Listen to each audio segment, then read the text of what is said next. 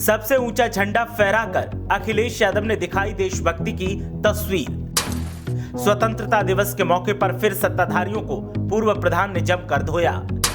संविधान बचाने के संकल्प के साथ अखिलेश यादव ने ली भीष्म प्रतिज्ञा। बयान वीरों के बयानों की सबूतों के साथ अखिलेश ने खोली पोल तो बौखलाई बीजेपी। पूरा देश आजादी का जश्न मनाने में डूबा है। पूरे देश में जगह जगह शहीदों को नमन किया जा रहा है और श्रद्धांजलि देकर उनके योगदान को सराहा जा रहा है। ऐसे में जहां देशभक्ति को दिखाने का दौर चल रहा है, जिसका रंग सियासत पर भी चढ़ा दिखाई दे रहा है।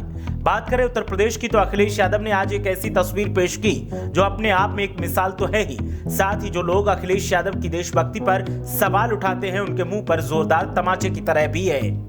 अखिलेश यादव ने साबित कर दिया कि सच्चा देशभक्त और सच्ची देशभक्ति कैसे दिखानी है।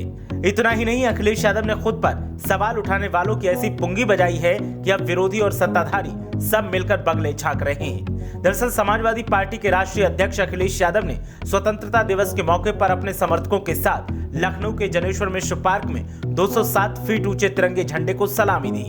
सलामी देने के बाद अखिलेश यादव ने प्रदेश के युवाओं को संबोधित किया और एक एक शब्द ऐसा कहा जो बीजेपी के अंदर तक टीस दे गया। दरअसल अखिलेश यादव ने कहा कि आजादी का जश्न है, लेकिन इसके साथ ही संकल्प लेना है कि देश के संविधान को भी बचाना है।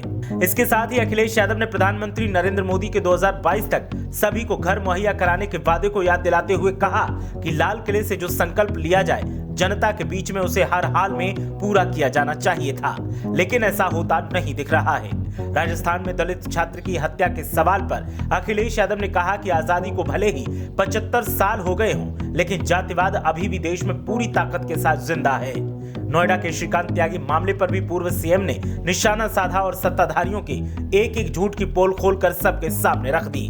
अखिलेश यादव ने इस मसले पर अपनी राय दी और कहा कि श्रीकांत त्यागी बीजेपी का नेता था और पुलिस कमिश्नर ने झूठ बोला था। अखिलेश यादव ने श्रीकांत त्यागी के अवैध प्रॉपर्टी पर बुलडोजर न चलने के सवाल पर कहा कि सरकार चेहरा देखकर बुलडोजर चलाती है और ये बुलडोजर बीजेपी के नेताओं पर कभी नहीं चलता है। अखिलेश यादव ने कहा कि ऐसा नहीं है कि हमारे नेताओं ने ही गुनाह किया है। सच्चाई तो ये है कि बीजेपी के नेता दूध के धुले नहीं हैं। उनके ऊपर भी आरोप हैं, लेकिन फिर भी ना तो उनके घर गिराए जा रहे हैं और ना ही उनको जेल भेजा जा रहा है। और इसकी वजह सिर्फ ये है कि प्रदेश में अपने नेताओं के लिए अच्छाई का चश्मा बीजेपी ने लगा रखा है, जिससे जनता का गुनाह और विपक्ष का अपराध दिखाई देता है, लेकिन अपनी बारी आते ही चश्मा खराब हो जाता है, या यूं कहा जाए कि नीयत खराब हो जाती है।